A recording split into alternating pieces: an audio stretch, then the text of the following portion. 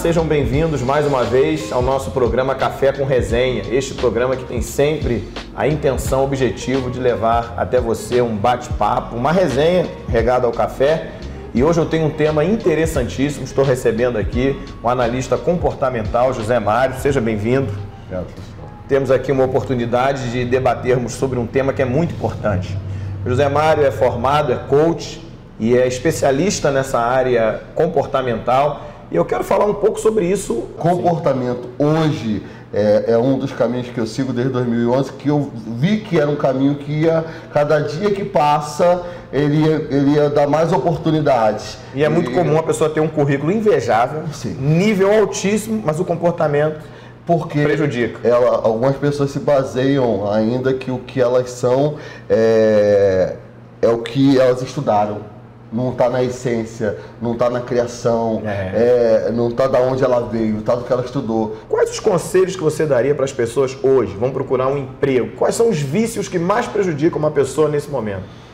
Hoje em dia, né, eu percebo que as pessoas, essa palavra único, você ser uma pessoa, um indivíduo, sim, as pessoas não entendem que indivíduo é uma pessoa que não se divide. Eu gosto do tema. Em filosofia clínica chama-se singularidade. Singularidade. Você é singular. E aí, hoje o que acontece? A pessoa vai para uma entrevista, ela aprende, ela vai com uma roupa formal, ela vai bem educada. E hoje os entrevistadores, eu sou formado em recursos humanos, minha primeira formação, o primeiro lugar que eles vão visitar é o seu Instagram. A sua rede social, você tá lá na rede social com a latinha de cerveja caída no chão de uma boate, semi-nua, e o cara chega, olha o teu currículo e fala assim, não condiz. Uma coisa não condiz com a outra. Não condiz com a outra. E outra coisa, se eu estou na função, por exemplo, trabalhando em recursos humanos, e vou fazer entrevista com uma pessoa, eu vou tentar desconstruir o que ela está tentando me mostrar. Sim, eu vou tentar vir além do que ela está tentando. Sim. Vem a história do personagem. Sim. Tem pessoas que são personagens, sim, não é? São personagens em qualquer lugar. Eu ia falar altar, né? Mas também tem personagem no altar também. Ih, demais. Ainda ontem eu conversava com uma pessoa, eu falava sobre isso. Eu falei assim, às vezes eu peco demais pela espontaneidade, até mesmo pregando ou dando aula, porque eu não consigo montar um personagem para agradar o público. E pesquisa recente constatou que as pessoas vivem 75% para fora. Para fora, isso. Não é isso? Isso. Elas falam, se vestem, seu comportamento, seus gestos, sim, são todos preocupados para fora. Para fora. Não é isso aí? Para fora, é isso mesmo. E aí se esquecem, não é, dela própria. Sim. E aí vai ter uma hora que isso vai cair.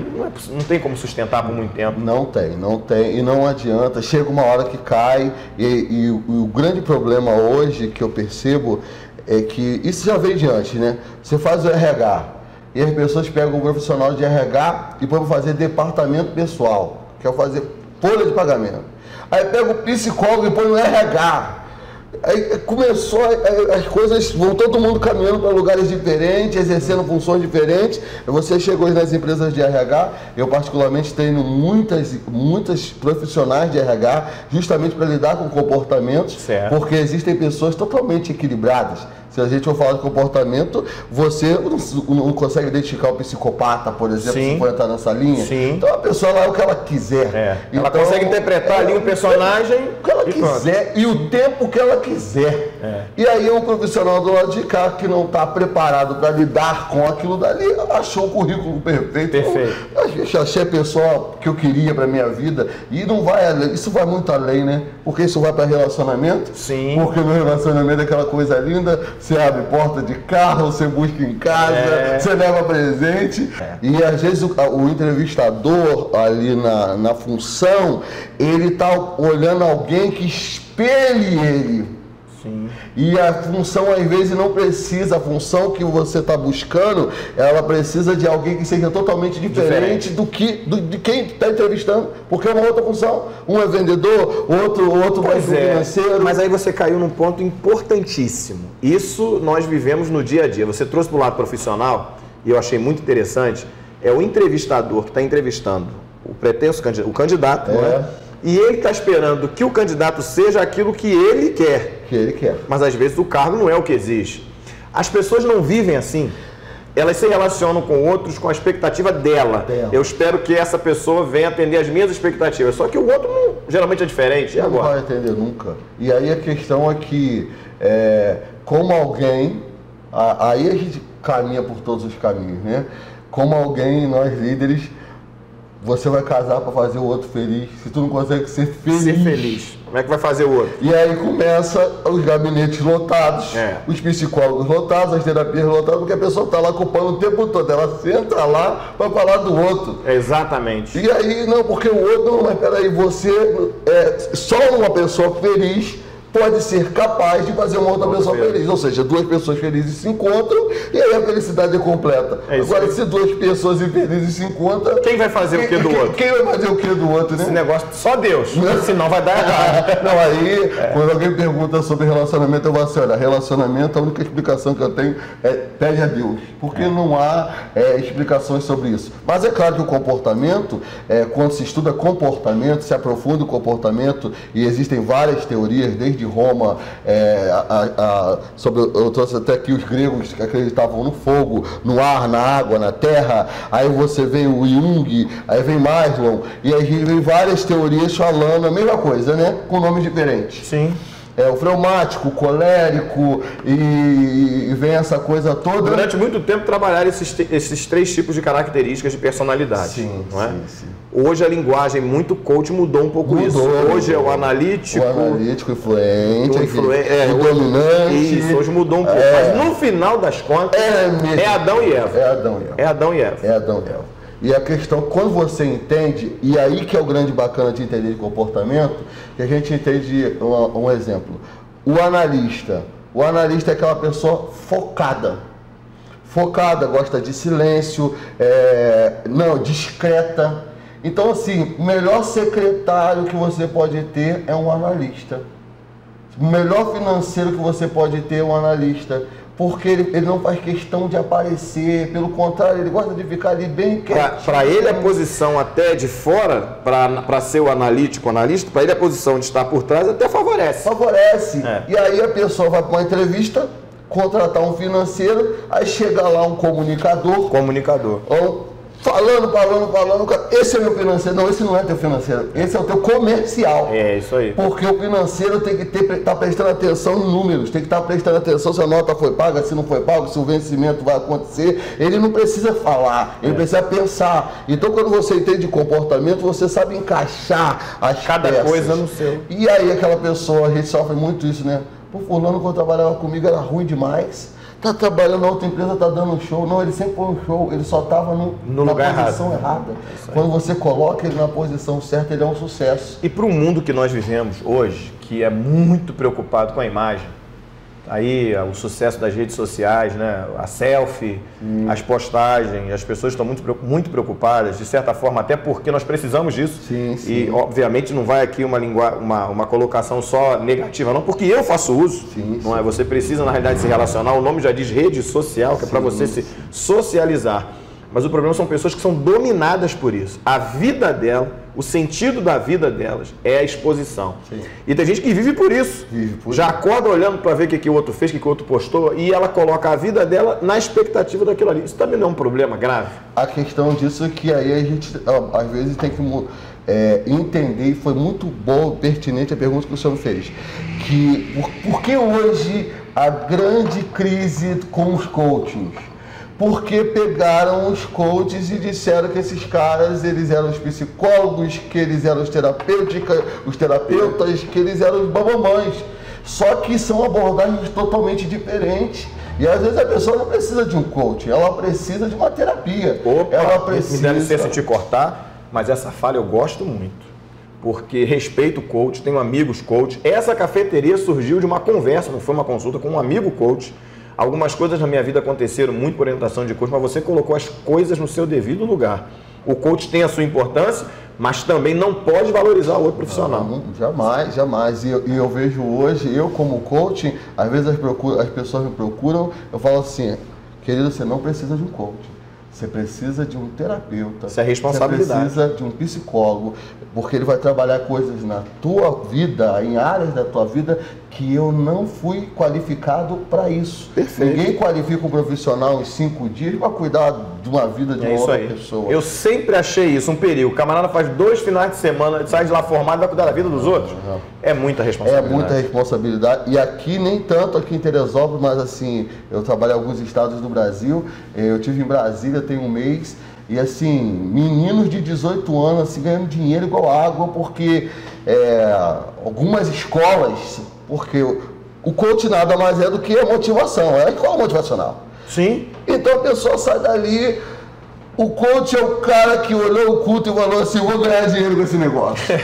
Porque quando eu fiz coach, que foi em 2011, logo após a tragédia de Teresópolis, e eu fui fazer minha primeira formação de coach, e eu sentei lá, e eu tô vendo lá o professor falar, e eu pensando na minha cabeça assim, rapaz, meu pastor fala isso todo dia, mas eu já li isso na Bíblia. José Mário, eu tenho dito o seguinte, eu falo isso na Rádio Melodia, falo quando prego, falo em tudo quanto é lugar. Estão vendendo caro o que a Bíblia dá de graça. De graça. De graça. Tudo que estão ensinando e vendem caro, a Bíblia dá de graça. A vida de Jesus Cristo dá de graça o que vendem caro. E olha, e aquilo foi me dando uma revolta, porque chegava uma hora que eu começava a falar de maldições hereditárias. As crenças limitantes. Crenças limitantes. Eu falava, rapaz, Jesus falou que está na palavra, você é o que você pensa. E os textos tudo bíblico e R$7.900. Se eu sentar e ouvir aquilo ali. E eu dentro de mim, aquilo foi me dando uma revolta, que eu pensei assim, eu falei, meu Deus, me perdoa, Senhor, porque eu ignorei a tua palavra. E está tudo na palavra. Então hoje, por mais que eu seja coach, eu tenho uma escola de treinamento, eu já atuo desde 2011, faço assim alguns trabalhos, graças a Deus, que eu me orgulho de ser teresopolitano, e foi na época da tragédia, eu não tinha dinheiro, acabou a tragédia, eu pesquisei na internet alguma coisa sobre coach, que eu pensei assim, estou desempregado, preciso de alguma coisa que resolva a vida dos outros, que resolva a minha e que seja rápido. Coach. Você pesquisar. Desculpa, com todo respeito. A definição é perfeita. Preciso de alguma coisa que resolva a minha vida, resolva do outro e seja rápido. Coach. E aí por isso da coach. E realmente descobri que essa ansiedade nossa hoje que o mundo vive, porque todo mundo por que as igrejas de campanha, não vou botar só igreja, vou botar qualquer lugar de campanha rápida, estão lotada? Porque as pessoas querem resultados rápidos. São imediatistas. Por que a função de coach explode? Porque é imediatista. Por que os psicólogos, coitados, hoje estão virando coach? Eu tenho alguns alunos que são psicólogos que estão virando coach. Mário, eles dizem assim, Mário, eu estou perdendo com os coaches. Sim. Porque o cara ele precisa de um tratamento, mas ele quer uma resposta. Ele quer uma campanha de... Ninguém quer ficar um ano fazendo terapia, consulta. O camarada quer resolver a coisa dele rápido. Mas só que ele resolve o paliativo. Exatamente. Porque essa é a função do coach, é trabalhar o alto desempenho de alguém saudável. Coach não trabalha ninguém doente, coach não trabalha pessoas com problemas psicológicos. Isso, existem profissionais dessas áreas. E aí, coach não é conselheiro, aí o cara vai pro coach, sai de lá, eu vou largar meu casamento, e eu falo por experiência própria, eu abri minha escola por conta disso, né? Porque eu trabalhei em outras escolas e infelizmente eu tive assim, eu vi o que mais acontecia era terminar uma formação de coach e o cara assumir não agora, e não que eu tenha nada contra, ou tudo contra. Agora eu vou assumir meu homossexualismo, agora eu vou chegar em casa, vou ter coragem de falar para minha esposa que olha realmente... a responsabilidade do que desperta nas pessoas. E saía com aquelas decisões, eu comecei a pensar assim, peraí, eu sou um servo de Deus. Eu ganho dinheiro, eu estou trabalhando numa instituição e pessoas estão tomando essas decisões que vão totalmente contra as minhas crenças e princípios.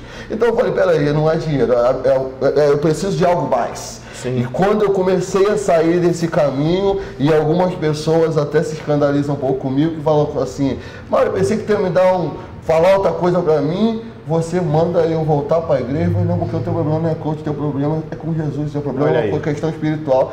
Mas aí, não, cara, para de buscar atalho, vai para onde está a solução. Não, porque a questão às vezes, não sei se eu estiver errado, você me corrija, é que esses tratamentos imediatistas, eles atacam os efeitos e não a causa. Foi por isso que você falou, o coach não trabalha pessoas doentes. Não trabalha. Não é? É alta performance para quem está saudável. Pra quem tá saudável. Porque não é função dele tratar dessas doenças emocionais. Então o problema é que às vezes ataca o efeito, não a causa. É igual aquela história, você está com dor de cabeça, toma um remedinho para dor de cabeça, seja ele qual for, um analgésico. Sim. Mas não vai cuidar do problema que é mais grave, não é isso? Eu em 2014, quando comecei a ter o problema na coluna cervical, achando que era simplesmente um torcicolo, era torcilax, direto. Até eu descobri que era uma hérnia de disco que me afetava a medula óssea, que eu estava tendo um problema grave, perdendo os movimentos do lado esquerdo. Justamente. Uma cirurgia resolveu. Na cirurgia que o médico nunca mandou emagrecer, eu decidi cuidar da minha saúde. E aí mudei completamente o meu comportamento no que diz respeito à alimentação, à vida, na atividade física e tal, mudei tudo. E aí todo mundo me perguntava, o que você fez? Eu falei, nada, eu decidi que eu precisava mudar. Nem o médico que me operou mandou emagrecer e mudar. E eu não falo só do emagrecimento por si só, porque eu tenho uma regra de vida, José Mário. Seja feliz do teu jeito. Sim. Não está fazendo mal a ninguém. Não está fazendo mal a você mesmo. Não está pecando contra Deus. Seja feliz do teu jeito. Cada um com a sua singularidade, cada um com a sua personalidade. Sim. Não é isso? Sim. E aí busquei. Dei muita palestra de inteligência emocional. Muita. Até a hora que eu parei e falei assim, peraí. Hebreus 4:12. A palavra de Deus é viva e eficaz. Mais penetrante que a espada alguma de 2 gumes, que penetra até a divisão da alma e do espírito, juntas e medulas, é apta para discernir pensamentos e intenções do coração. O que eu decidi? Agora eu falo de inteligência espiritual. Não é isso aí? Porque a Bíblia tem todos os caminhos. Eu acho que é colocar as coisas no seu devido lugar. Não é? Você está dando uma aula aqui, né, do que é o coach. Está dando um exemplo sensacional. Eu sou das opiniões contundentes. Eu diria até o seguinte. Eu poucas vezes vi alguém falar com tanta clareza do que é o coach. Tanta clareza. Poucas vezes eu vi isso aqui. E olha que eu converso com vários, tenho amigos, já gravei programa aqui. Meu amigo, pastor Leonardo Costa, também tem a mesma posição que você. Ontem eu conversava com ele sobre isso, gravamos um programa aqui sobre isso. Mas assim, a clareza que você está colocando é muito legal, porque está colocando cada coisa no seu lugar. Não é isso? No seu lugar. E aí, depois que eu entendi isso, hoje eu sou realmente diferenciado e eu louvo a Deus por isso. E aí eu entendi que o coaching na minha vida se tornou um ministério. Olha aí, que benção. Porque, na verdade, a mesma coisa que eu estou ouvindo do senhor, eu ouço de várias pessoas que eu chego na empresa para trabalhar, porque eu fazia consultoria com executivos, e o cara fala assim, poxa, Mário, eu pensei que você ia me passar uma série de exercícios e, de repente, você olha para mim e fala para mim para casa descansar, e o pessoal fala, o teu coach mandou tu descansar, vai passear com seus filhos. Eu vou, mas que coach esquisito é tu? Mas o engraçado é que eu passeei com meus filhos e resolvi. E deu certo. E aí o pessoal fala, mas o que é isso que não ensinam isso no coach? Eu falo assim, isso daqui é uma outra coisa que nunca vai me abandonar, que eu aprendi quando eu me converti. Espírito Santo. É isso aí. Aí confunde mesmo, aí ele fica assim, aí tu é doido de varrido mesmo. O pessoal fala, tu é aquele cara que mistura coach com a Bíblia? Eu falei, não, eu sou Bíblia o tempo todo, é o coach que manifesta de vez em quando. É o contrário. Então, essa ideia que eu carrego e tem sido uma bênção, tem sido meu ministério de verdade, eu tenho vivido, visto milagres que eu nunca pensei que eu ia ver. Pessoas que eu não conseguia engravidar, pessoas que não acreditavam de fato e que tinham rejeição a evangélicos e me contratam como coaching. Aí quando chega lá, é que eu digo, não, eu sou pastor. Ah, não, tu não é pastor. Tu tá tomando café, eu tô aqui tomando uísque, tu tá tomando café e não tá me julgando. Eu falei, mas quem me ensinou isso não foi o coach, foi Jesus. Não julguei para não ser já julgado. Qual o segundo mandamento? Para você amar ao próximo como a ti mesmo. Se eu não consigo te amar é porque eu não me amo. Então eu não vou conseguir te fazer bem se antes eu não estiver bem.